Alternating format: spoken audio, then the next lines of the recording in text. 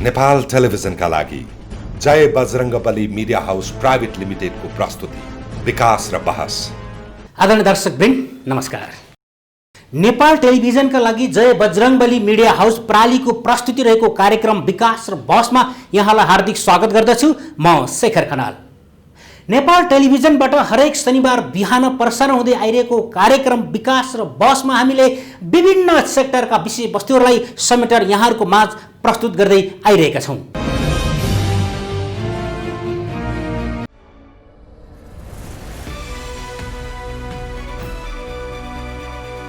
प्रशस्तै जल जमिन र जङ्गल भएको नेपाल आधुनिक कृषि उत्पादनका लागि उपयुक्त छ। कृषि प्रधान देश भनेर चिनिने नेपालमा परम्परागत कृषि उत्पादन मार्फत जीविकोपार्जन भइरहेको अहिलेको अवस्थामा व्यावसायिक उत्पादनको थालनी गर्दै केही कृषि उत्पादन व्यवसायीहरू सक्रिय हुँदै गइरहेको सुखद अवस्था छ। लक्ष्मी कुमार श्रेष्ठ एक कुशल व्यवसायी हुनुहुन्छ। रामेछाप जिल्लाको दोरम्बा गाउँपालिका वडा नम्बर 1 सिक्रेका उहाँले व्यावसायिक किवी खेतीको थालनी गर्नुभएको छ। वैदेशिक रोजगारीमा 10 वर्ष बिताएका लक्ष्मी कुमार श्रेष्ठले आफ्नो परिवारसँगै बसी कृषि उत्पादनको कार्यमा सक्रिय रहनुभयो। पछि नगदे बालीको रूपमा परिचित रोजमेरी र अलमोन्डको खेती सुरु गर्नुभयो। माटो, मौसम र बेर्नाको गुणस्तरका कारण त्यो बाली सन्तोषजनक भएन। त्यसपछि उहाँ किवी उत्पादनतर्फ आकर्षित हुनुभयो। उत्पादन थाल्नुभन्दा पहिले सो विषयमा जानकारी राख्नु उचित ठानेर जिल्ला कृषि विकास कार्यालयसँग परामर्श गरी किवी खेती सम्बन्धी तालिम लिनुभयो र व्यवसायको सुरुवात गर्नुभयो। मैले यो किवी खेतीकोमा चाहिँ सुने र नेपाल सरकारले किवी खेतीलाई चाहिँ केही तालिमहरू दिने सुनिएपछि मैले तालिम दिनको लागि मैले जिल्ला कृषि कार्यालयमा मैले अनुरोध गरेँ र जिल्ला कृषि कार्यालयले मलाई 3 दिनको मलाई तालिम उपलब्ध गरायो। त्यसपछि मैले तालिम गराएँ, किवी सम्बन्धी केही साधारण जानकारी पाएँ र मैले पत्र पत्रिका मार्फत अथवा नेट मार्फत अरू रेडियोहरू मार्फत मैले किवीको बारेमा सुन्नु थालेँ, बुझ्नु थालेँ। साथी सङ्गतहरूसँग बुझ्न थाल्दाखेरि किवीको बारेमा अलिक केही राम्रो हुन्छ कि भनेर आशले अनि किवी खेतीतिर लागि म पहिला तालिम प्राप्त गरेर मात्रै तालिम खेती सुरु गरेको हो। मैले किवी खेती गर्न थालेपछि अनि मलाई चाहिँ केही आशा लागेर मैले किवी खेती गरेको 2 वर्षमै मैले किवी फलाउन सुरु गरेँ। किवीलाई फलहरूको राजा भनिन्छ। यसमा शरीरलाई चाहिने सम्पूर्ण पदार्थहरू पाइन्छ। भनिन्छ 1 किवी फल बराबर 8वटा केरा र 1 किवी फल बराबर 10वटा स्याउ बराबरको शक्ति प्राप्त हुन्छ। त्यही भएर किवी फलको विश्व बजारमा अत्याधिक माग रहिआएको छ। प्राय 1200 देखि 2250 मिटरको उचाइको भूभागमा किवीको राम्रो उत्पादन हुने गर्दछ। बिरुवा रोपेको 2 वर्षदेखि नै फल दिन सुरु गर्ने किवीले 6 वर्षको समयदेखि पूर्ण रूपमा फल दिन सुरु गर्दछ। चीनमा जङ्गली फलको रूपमा व्यवस्था गरिएको यो फल न्युजिल्यान्ड पुगेपछि व्यावसायिक उत्पादन र यसको महत्त्वको बारेमा प्रचार प्रसार भयो र विश्व बजारमा यसको माग बढ्दै गयो। किवी चराको जस्तो आकार र उस्तै देखिने हुँदा यसलाई किवी नाम दिइएको हो। लक्ष्मी कुमार श्रेष्ठले किवीको खेती सुरु गरेको 6 वर्ष भयो। यसले पूर्ण रूपमा फल दिन थालेको उहाँ बताउनुहुन्छ। 1 बोटबाट करिब 120 केजीसम्म उहाँले वार्षिक उत्पादन गर्नुहुन्छ। 15 बोटबाट यसको खेती थालेका उहाँले करिब 20 रोपनी जमिनमा यसको व्यावसायिक उत्पादन गरिरहनु भएको छ। किवीको उत्पादनका लागि मल, जल, बल, बुद्धि र प्रविधिको महत्त्वपूर्ण भूमिका हुने र आफैले यसको बारेमा पूर्ण जानकारी राख्दै आफै समर्पित भएर लागेमा राम्रो आम्दानी लिन सकिन्छ। व्यावसायिक कृषकसँग भूमिका त म गर्छु भनेर कृषकको लागि भन्नुपर्छ। ठेट कृषक हुनुको लागि चाहिँ यो चान्चु नै हुँदैन। जल, मल, बल चाहिन्छ। त्यसैले बल, बुद्धि पनि चाहिन्छ। यो प्रविधि पनि चाहिन्छ। प्रविधि आफूले नसिकिकन म गर्छु भनेर अरूको देखा सिमे गरेर हुँदैन। कृषक व्यावसायिक कृषक हुनाले आफूले अनुभव गरेर अथवा तालिम लिएर अथवा पढेर त्यो मान्छेले ठिकै फिल्डमा गएर खट्न सक्यो भने त्यसलाई व्यावसायिक कृषक हुन्छ। होइन भने त्यो अरूको भरमा लैलैमा लागेर चाहिँ कृषकले नाट्ने हुन्छ। हुन त अहिले चाहिँ नि आफ्नो लगानी गर्ने अरूले कुल्ली लगाएर गर्ने चलन छ, त्यो चाहिँ सफल पनि हुँदैन। आफू खट्नुपर्छ, फिल्डमा गएर कृषकले जो खट्दैन तबसम्म व्यवसायिक कृषक हुँदैन। र व्यवसायिक कृषक जसले गर्नु खोज्छ त्यसले व्यवसाय गरेर फिल्डमा गएर खट्नुपर्छ, आफू नखट्ने प्रत्यक्ष हेर्नुपर्छ। र त्यस्तो व्यवसायिक कृषक गर्नेलाई सरकारले पनि डाइरेक्ट त्यो फिल्ड हेरेर अनुदान दिने गर्नुपर्छ। त्यो झोले कृषकलाई कागजपत्र पुर्याउँदैमा अनुदान दिएर त्यो पुरा हुँदैन। फिल्डमा हेर्नु पर्यो, प्रत्यक्ष फिल्डमा हेरेर काम गर्यो भने बल्ल हुन्छ। यो बहुवर्षीय बाली भएकोले तारबार, घेरबार र थाङ्ग्रा बनाउँदा भविष्यको आकलन गरी निर्माण गर्नुपर्दछ। विकट जिल्लाका रूपमा चिनिने रामेछाप जिल्लाको तोरम्बा गाउँपालिका वडा नम्बर 1 को सिक्रेमा उहाँको कृषि फार्म रहेको छ। सिक्रे कृषि तथा पशुपक्षी फार्म नामको फार्म दर्ता गरी व्यावसायिक उत्पादनको सुरुवात गर्नुभएको हो। किवीको बजार माग अत्याधिक रहेको कुरा उहाँ सगर्व बताउनुहुन्छ। राजधानी काठमाडौँमा यसको खपत हुन्छ। खुद्रा मूल्यमा उहाँले आफ्नै आँगनबाट समेत किवी बेच्दै आउनु भएको छ। मैले अहिले चाहिँ विभिन्न व्यक्तिगत रूपमा धेरै ठाउँमा नै मैले दिइरहेको छु, साथीहरू मार्फत दिइरहेको छु। तर होलसेल मैले फलफुल मन्डीमै लगेर दिइरहेको छु। अहिलेसम्म धेरै जसो मात्रामा म्याक्सिमम 80% त मैले होलसेलमै दिन्छु र 20% चाहिँ मैले गाउँ घरमा यसो सानो दोकान बाटोमा दिन्छु। व्यावसायिक किवी खेतीको थालनी गरेपछि कतैबाट पनि अनुदान प्राप्त गर्न नसकेको र कहाँ पाइन्छ भन्ने पनि थाहा नभएको प्रश्नोक्ति उहाँको रहेको छ। हो, अहिले चाहिँ नि सरकारले चाहिँ नि कृषिमा लगानी गर्ने भन्ने कुरा आछ। तर अब हामी जस्तो जुनियर कृषकलाई चाहिँ आउँदैन के अरू, किनभने अब हामीहरू दौडधुप गर्न भ्याउँदैन, दौडधुप गर्न सक्दैनौँ। हामी काम छोडेर हामी त्यसलाई चाहिँ नि सरकारको ढोकामा व्यक्तिको घरमा जान सक्दैनौँ। त्यसैले मलाई चाहिँ यो सरकारबाट त्यति अनुदानमा रूपमा आएको छैन अहिलेसम्म। किनभने म चाहिँ आफ्नो खेतीमै आफ्नो व्यवसायमै लगनशील हुनुपर्छ। त्यसैले सुनेको छु आछ लगानी गरेछ यस्तो भन्छ, त्यही पनि धेरै जानु खट्नुपर्ने, त्यसमा नि आफ्नो खेती छोडेर त्यता खट्नुपर्ने। हामीलाई चाहिँ घरमा धेरै काम हुन्छ, त्यसैले त्यो चाहिँ हामीले गर्नु भ्याएको छैन। मैले चाहिँ भएको छैन र मलाई सरकारले हेरेको पनि छैन। मैले आफ्नै हेरेको मध्येमा मलाई साधन तालिम दियो, तालिमबाटै मैले आफ्नो सुरुवात गरेँ।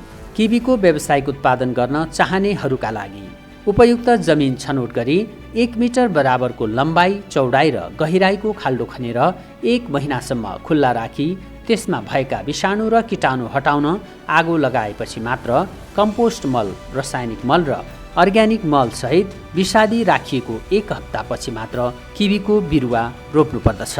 यसका साथै यो फल स्थायी प्रकृतिको लहरे बाली भएकोले थाङ्ग्राको स्थायित्व र टिकाउका बारेमा पहिले नै सचेत हुनुपर्दछ।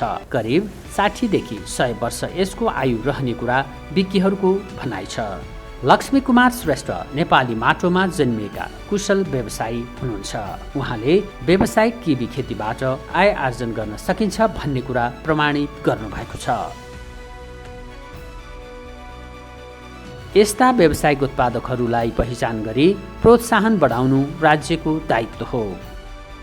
एक्लो पहल र आँटले सफल उचाइ बनाउनु भएका लक्ष्मी कुमार श्रेष्ठको आँट, साहस, प्रतिबद्धता र सफलतालाई हामी सम्मान गर्दछौँ।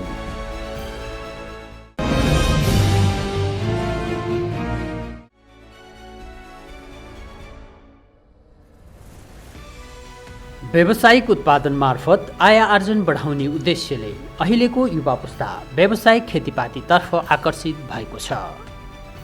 निर्वाहमुखी प्राचीन पद्धतिबाट आय आर्जन नहुनेदेखि माटो सुहाउँदो बाली नाली रोपी प्रशस्तै आम्दानी समेत गर्दै आएका छन्।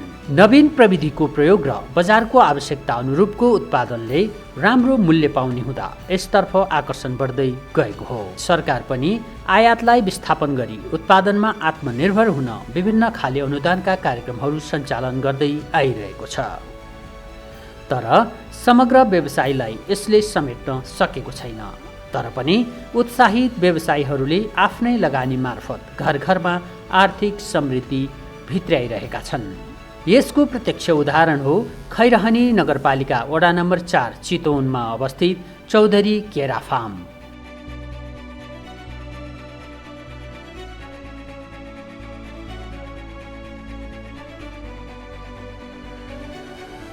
सुरुमा 14 कट्ठा जमिनमा केरा खेती सुरु गरेका सीताराम महतो चौधरीले यसको उत्पादनबाट सन्तुष्ट भई यसलाई विस्तार गरेका हुन्। अब अरू काम गरेर काम गर्न सकिएन सर। अब त्यसले गर्दाखेरि अब लगभग साथीहरूले कोही लगाएको थिए राम्रै हुन्छ भनेर सुनेर अनि मैले नि अलिकति प्रयास गरेर 14 कट्ठाबाट सुरु गरेँ। अहिले चाहिँ लगभग 19 बिघा जति पुगेको छ। अब पाइयो भने जग्गा राम्रो पाइयो भने अझै बढाउने 20-25 बिघासम्म बनाउने सोच छ। एकजना व्यवसायी रामजी कुमालसँगको साझेदारीमा अघि बढिरहेको छ उहाँहरूको यो व्यवसाय।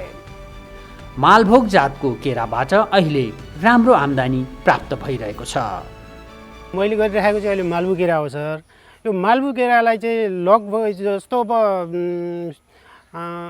पानी जम्ने ठाउँ हुनु भएन। पानी जम्यो भने पनि त्यो पानी काट्दाखेरि जाओस्।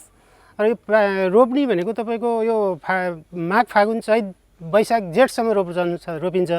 त्यो रोप्दाखेरि चाहिँ अब तपाईँको लगभगै 7-5 भन्छन् प्रायः। अब 7-5मा रोप्दाखेरि चाहिँ तपाईँको यो वर्ष पहिलो वर्ष रोप्दाखेरि बिरुवा रोप्दाखेरि एउटा रोपिन्छ। अब अर्को वर्ष चाहिँ अब 2-3वटा 4-5वटा नै एउटा बोटबाट चाहिँ बच्चाहरू निस्किन्छन्। र त्यो बच्चालाई अब हामीले काट्दै छोड्दै जान्छौँ। जुन आगोको लागि अर्को वर्षको लागि चाहिँ राख्नको लागि जुन राम्रो बोट छ त्यो राम्रो बोट चाहिँ हामीले त्यसलाई हुर्काउँदै जान्छौँ सर।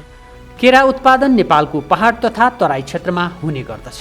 विशेष गरी नेपालको तराई भूभागमा केराले राम्रो उत्पादन दिने गर्दछ। रोजगारीका लागि मानिसहरू विदेशी भूमिमा पसिना बगाइरहेको बेलामा आफ्नै घर आँगनमा केरा उत्पादनबाट उहाँहरूले लाखौँ भित्राइरहनु भएको छ। एक कट्ठामा अब 65 देखि 70 बिरुवा हुन्छन् सर। अब त्यसले आम्दानी दिएको सुरु वर्षमा चाहिँ खासै नाफा हुँदैन है। दोस्रो वर्षबाट हुन्छ। सुरु वर्षमा धेरै लगानी गर्नु पर्छ। त्यसले गर्दाखेरि सुरु वर्षमा चाहिँ त्यति नाफा हुँदैन। दोस्रो वर्षदेखि केही हुन्छ। जस्तो 2टा छोडिन्छ, एउटाको खर्च त्यसलाई स्याहार सुसारमा गए पनि एउटाको त जोगिन्छ। तपाईँको एक बिघामा सर 2 लाख रुपियाँ नेट लगानी हुन्छ एक वर्षमा फलाउने बेलासम्म। औषधि, खेताला, मल हरेक कुरो गर्दाखेरि एक बिघामा 2 लाख रुपियाँ नेट खर्च हुन्छ।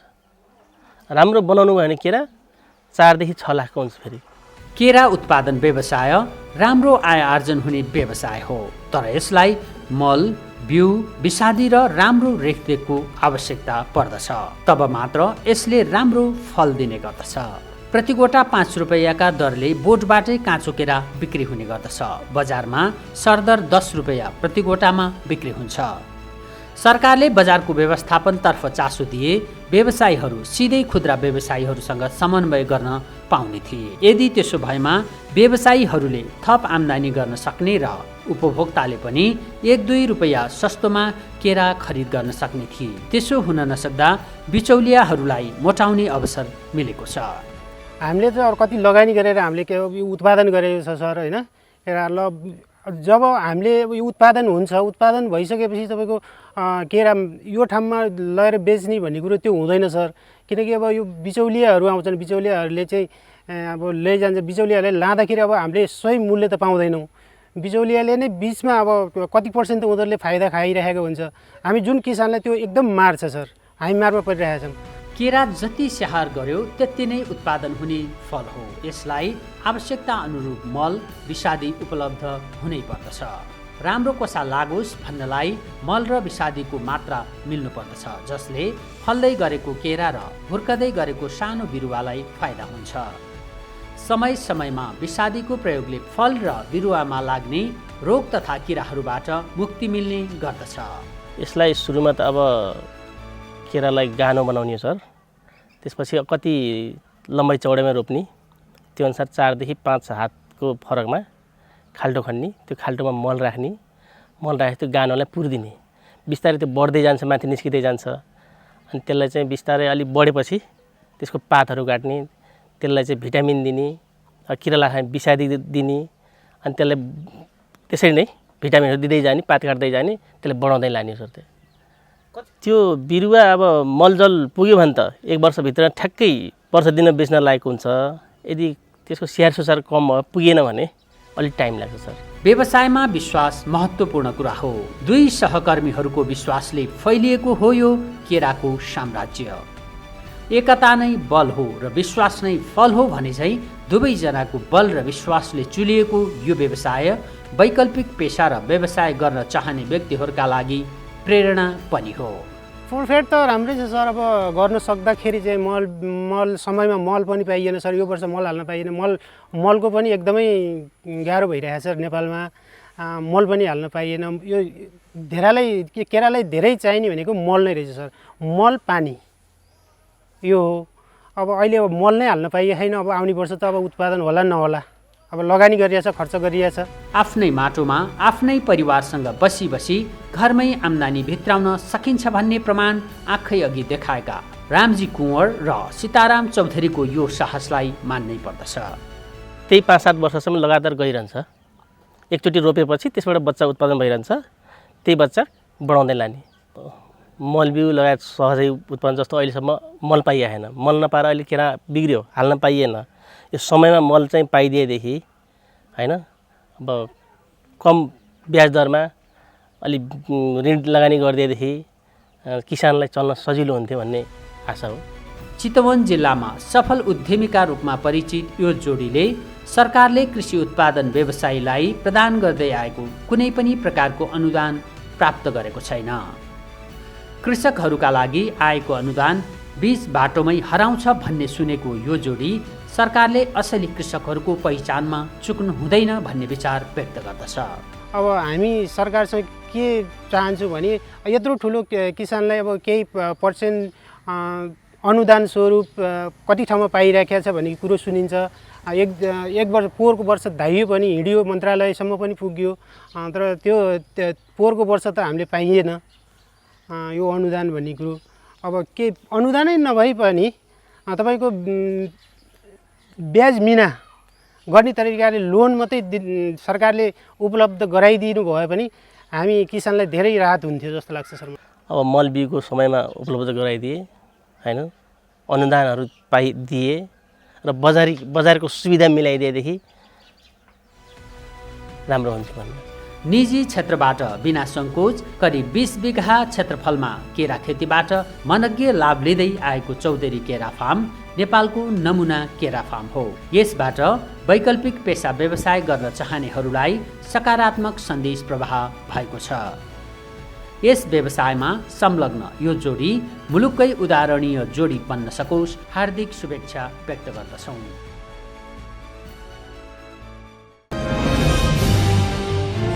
दर्शकवृन्द, अबको पालो रहेको छ गेस्ट अफ द विक सेगमेन्टको। आजको यो गेस्ट अफ द विक सेगमेन्टमा उहाँ हुनुहुन्छ पूर्व मन्त्री एवं प्रतिनिधि सभा सदस्य महेश बस्नेतज्यू। कार्यक्रममा यहाँलाई स्वागत छ। हजुर, धन्यवाद। अहिले विशेष गरी महेश बस्नेतज्यूलाई चाहिँ पूर्वाधार विकास सांसद रूपमा पनि चिन्दछन्। यहाँ के भन्नुहुन्छ? हामीले निर्वाचनको बेलामा जनताको बिचमा घर दैलो कार्यक्रम लिएर जाँदाखेरि अधिकांश जनसमुदायको चाहना चाहिँ नि पूर्वाधार विकासका कामहरू नै उहाँहरूको मुख्य प्राथमिकता कामहरू हुने गर्यो होइन। र त्यतिखेर हाम्रो पार्टी सरकारमा गयो भने हामीले यी कामहरू गर्छौँ भनेर जुन घोषणापत्र हामीले जारी गऱ्यौँ त्यसमा पनि पूर्वाधारका कामहरूले मुख्य प्राथमिकता प्राप्त गरे र हाम्रो एउटा अविकसित मुलुकबाट विकसित मुलुक हुँदै समृद्ध नेपाल र सुखी नेपाली बनाउने जुन मुख्य कार्यभार अहिले सरकारले लिएको छ त्यसमा पनि सबभन्दा बढी प्राथमिकता पूर्वाधारका कामको क्षेत्रले नै गर्नुपर्ने छ। त्यसो भएको हुनाले एउटा सांसदको काम भनेको कानुन निर्माण गर्ने, विधि निर्माण गर्ने मात्रै होइन। एउटा सांसदको काम भनेको विकास निर्माणको कामको पनि पहल लिने हो भन्ने कुराको एउटा अनुभूतिका साथ मैले म निर्वाचित भइसके पछाडि भक्तपुर जो विगतदेखि नै विकासका दृष्टिकोणले पछाडि परेको थियो, पछाडि पारिएको थियो, यसको सिंहदरबारसँगको पहुँच कमजोर थियो, राज्यको माथिल्लो अङ्गसँगको यसको सम्बन्ध त्यति व्यवस्थित थिएन। यो कुरालाई ध्यान दिएर मैले भक्तपुरको योजनाबद्ध विकासका चाहिँ परिकल्पनाहरू जुन अगाडि बढाएँ र मलाई लाग्छ अहिले भक्तपुरमा ठुल्ठुला पूर्वाधारका कामहरू, चाहे त्यहाँ प्राणी उद्यान केन्द्र निर्माण भन्नुहोस्, चाहे ठुला हस्पिटल वीर हस्पिटल निर्माणको कुरा, चाहे कन्भेन्सन हलको कुरा, होइन, चाहे स्मार्ट सिटी निर्माणको कुरा हुन्, चाहे रङ्गशाला, कवर्ड हल, स्विमिङ पुल निर्माणका कुरा हुन्, चाहे ठुल्ठुला पार्कहरू निर्माणका कुरा हुन्, अथवा गाउँ गाउँमा जाने सडक निर्माणका कुरा, खानेपानीका कुरा, होइन, हनुमन्ती कोरिडोरका कुरा, मनोहरा कोरिडोरको कुरा, त्यस पछाडि अरण्यको राजमार्गमा ग्रिनरी राख्ने कुरा, प्रत्येक गाउँ गाउँमा चाहिँ नि हरियाली प्रवर्धन कार्यक्रमका कुराहरू, सरसफाइका कुराहरू, होइन, यो चाहिँ एउटा मलाई लाग्छ अभियानकै रूपमा गएको छ। र यो तपाईँले भनेको जस्तै अन्य देशका अरू जिल्लाको तुलनामा चाहिँ भक्तपुर एउटा हेर्न लायकको पूर्वाधारको कामको विकास भएको एउटा चाहिँ राम्रो नमुना जिल्लाको रूपमा चाहिँ अगाडि बढेको छ। राज्यबाट आफ्नो निर्वाचन क्षेत्रमा चाहिँ विकास गर्नका लागि के बजेट त आउँछ नि, होइन? त्यो बजेट कस्तो कस्तो ठाउँमा खर्च गरिन्छ? क्षेत्र विकास पूर्वाधार कोष भनेर नेपाल सरकारले विशेष गरेर प्रत्यक्ष निर्वाचित सांसदको नेतृत्वमा त्यहाँ भएका राष्ट्रिय सभा र समानुपातिक तर्फका सबै सांसदहरूले समेटेर खर्च गर्ने एउटा बजेट छ। त्यसलाई चाहिँ सांसद कोष पनि भन्ने गर्छन्। यो वर्ष चाहिँ नेपाल सरकारले 6 करोड विनियोजन गरेको छ। त्यो विनियोजन गर्ने चाहिँ एउटा नेपाल सरकारले चाहिँ कार्यविधि बनाउँछ र त्यो कार्यविधिलाई हामीले फलो गरेर त्यो खर्च गर्नुपर्ने हुन्छ। जस्तो कार्यविधिको कुरा गर्दाखेरि चाहिँ सम्बन्धित क्षेत्रमा रहनुभएको प्रदेश सभाका सांसदहरू, मेयरहरू, उपमेयरहरू र जिल्ला समन्वय समितिका प्रमुख उपप्रमुखहरू सहित रहेको एउटा चाहिँ सिफारिस समिति हुन्छ। त्यो समितिले योजनाहरूको सिफारिस गर्छ र त्यो सिफारिस भइसके पछाडि प्रत्यक्ष निर्वाचित सांसदको अध्यक्षतामा बसेको कमिटीमा राष्ट्रिय सभा र समानुपातिक तर्फका सांसदहरू हुनुहुन्छ, उहाँहरूको कमिटीले त्यसलाई डिसिजन गर्छ। त्यो डिसिजन भइसकेपछि त्यो कार्यान्वयन चाहिँ सम्बन्धित स्थानीय तह मार्फत हुन्छ। महेश बस्नेतले चाहिँ आफ्नो भक्तपुर क्षेत्रमा चाहिँ व्यापक विकास गर्ने, पूर्वाधारका व्यापक कार्यक्रम गर्ने। महेश बस्नेत भनेको त प्रधानमन्त्री केपी ओलीको नजिकको मान्छे हो। बरु मलाई मन्त्री चाहिँदैन, तर मेरो क्षेत्रमा चाहिँ बजेट चाहिँ विनियोजन गर्नुपर्छ भन्ने खालको चाहिँ महेश बस्नेत र प्रधानमन्त्री कोर्डिनेसन भएर नै भक्तपुरमा चाहिँ विकास भएको, बजेट गएको भन्ने कुरा चाहिँ नि, यसलाई के भन्नुहुन्छ? छोटो कार्यकाल भयो नि, म उद्योग मन्त्री भएँ। त्यो दौरानमा मैले विशेष गरेर प्रशासनिक संयन्त्रमा, प्रशासनिक क्षेत्रमा एउटा राम्रो पहुँच स्थापित भयो, होइन। त्यसका अलावा वर्तमान सम्मान्य प्रधानमन्त्रीज्यूले तुलनात्मक रूपमा मलाई अलिकति इमान्दार छ, काम गर्छ, खर्च भनेर अलिक माया पनि गर्नुहुन्छ। मैले यो कुराको चाहिँ मैले व्यक्तिगत लाभ लिन नि त, मैले यसलाई व्यक्तिगत ढङ्गले लाभ लिएर आफ्नो व्यक्तित्व बनाउन अथवा आफूले चाहिँ अनेक खालका फाइदाहरू लिनु पनि सक्ने होला, होइन। कतिपय मान्छेले त्यस्तो पनि गर्छन् भन्ने पनि सुनिन्छ। तर मैले यो कुराको लाभ चाहिँ केमा लिएँ भन्दाखेरि आफ्नो क्षेत्रको, आफ्नो जिल्लाको विकासमा यो कुरालाई मैले उपयोग गरेँ। हामीले माग गर्दा चाहिँ बजेट नआउने, महेश बस्नेतले माग्दा चाहिँ भने जति बजेट दिने, हरेक ठाउँबाट सडक होस्, खानेपानी होस्, विविध क्षेत्रबाट चाहिँ त्यो भक्तपुरमा बजेट थुपार्ने काम गर्यो। हामीलाई भन्दा हामीले पनि काम गर्थ्यौँ, हामी चाहिँ हात बाँधेर बस्दैनौँ होला भन्ने कुरो पनि छ क्या। पहुँचको कारणले मात्र बजेट आउँदैन। नेपाल सरकारले अवलम्बन गरेको खरिद प्रक्रियादेखि लिएर नियमावलीदेखि लिएर, होइन, त्यसका सबै मापदण्डलाई हामीले फलो गर्नु पर्यो। जस्तो भक्तपुरका अधिकांश सडकहरूको मैले डिपिआर गराइसकेँ। आज भक्तपुरका सबै सडकहरू, अधिकांश ठुला सडकहरू डिपिआरमा छन्। त्यस भएको हुनाले त्यो बजेट प्रक्रियामा राख्ने कुरामा एउटा सहजता भएको छ। अब मैले नेपाल सरकारबाट प्राप्त गर्ने गरेको 50,000 चान्चुन जुन तलब छ, त्यो तलब त मैले मेरा चाहिँ विभिन्न सहयोगी साथीहरूलाई, होइन, तलबै त मैले दिन सकेको छैन, तर कमसेकम मोटरसाइकलमा तेल हाल्ने पैसा दिएर महिनाको चाहिँ मलाई लाग्छ एक्स्ट्रा 25-30 हजार मैले खर्च गरेर एउटा टिम मैले खटाएको छु। व्यवस्थित ढङ्गले एउटा चाहिँ व्यवस्थित टिम परिचालन गरेर अगाडि बढ्नुपर्छ। त्यसो गर्दाखेरि चाहिँ काम गर्न सकिन्छ। र भक्तपुरमा साँच्चीकै तपाईँले भनेकै कुरा चाहिँ मैले पनि सोचेभन्दा बढी काम भयो। काम गर्नका लागि जस्तो कि सङ्घ, प्रदेश र स्थानीयको जुन छ, तिनीहरूको मतभेदका कारणले गर्दाखेरि पनि काम गर्न असजिलो भइरहेछ भन्ने कुरा आइरहेछ। भक्तपुरको अवस्थामा के छ? त्यो चाहिँ हामी एकदम धेरै संयोजन गर्छौँ। हामी कहाँ चाहिँ डुप्लिकेसनको चाहिँ एकदम कम चान्स छ र कतिपय चाहिँ सहकारी गर्नुपर्ने पनि हुनसक्छ। सहकारी गर्नुपर्नेमा पनि हामी के गर्छौँ भन्दा सहकारीको पनि जस्तो वाल सङ्घीय सरकारबाट लगायो, होइन, अथवा पिच सङ्घीय सरकारबाट लगायो, वाल प्रदेश सरकारबाट लगायो, नाली ढल राख्ने काम नगरपालिकाबाट गर्यो।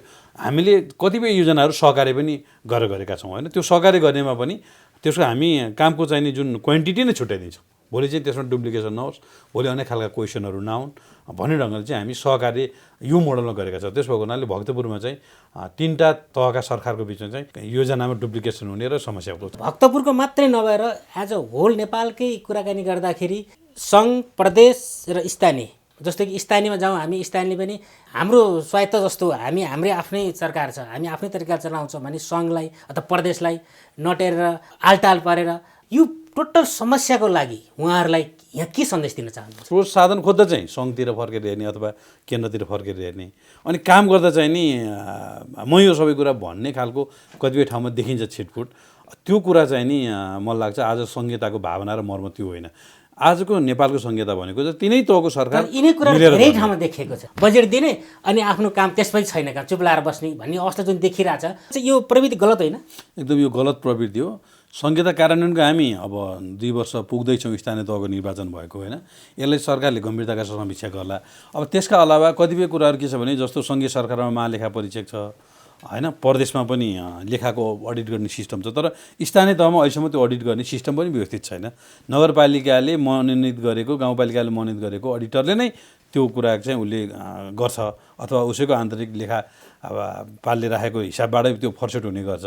त्यसो भएको हुनाले आर्थिक अनुशासनलाई पनि कायम गर्ने कुरामा स्थानीय तहमा अझ बढी प्रभावकारी भूमिका खेल्नुपर्छ भन्ने कोणबाट पनि कुरा उठेको छ होइन। माननीय महेश बस्नेत, भक्तपुरको लागि मात्रै पूर्वाधार विकास मान्ने होइन, पुरै राष्ट्रका लागि चाहिँ पूर्वाधार विकास मान्ने मन्त्रीज्यू हुनुपर्छ। हाम्रो शुभकामना। हस्, धन्यवाद शेखर सर, एकदम तपाईँलाई। दर्शकवृन्द, आजको विकास र बहस कार्यक्रम यहाँहरूलाई कस्तो लाग्यो? सल्लाह सुझाव अनि प्रतिक्रियाको अपेक्षा गर्दै हाम्रो सम्पूर्ण टिमसहित म शेखर खनाललाई पनि बिदा दिनुहोस्। नमस्कार।